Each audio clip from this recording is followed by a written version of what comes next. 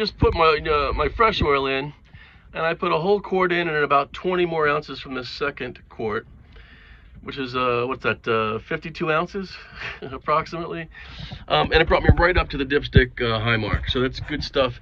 I'm just bringing this up because you never ever want to overfill your oil. This could result in a diesel engine runaway, which is really fucking scary and could potentially destroy your engine.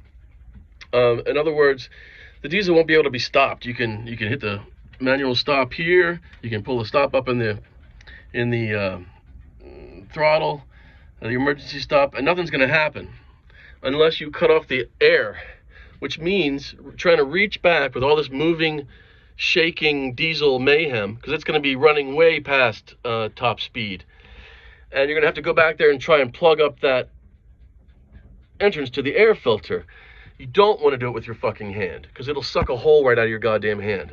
And you don't want to try and like jam a rag in there, because it might suck the rag into the engine. So anything like maybe a small plate, something like that won't get destroyed by the incredible suction. But you got to cut off that air to stop a diesel runaway. It's just a little tidbit I'd like to share with you, because overfilling your oil can really screw you over. You might think, oh, I'll just put the rest of this quart in here. It's only 2 quarts. Well, don't do that. All right. More stuff in a little bit.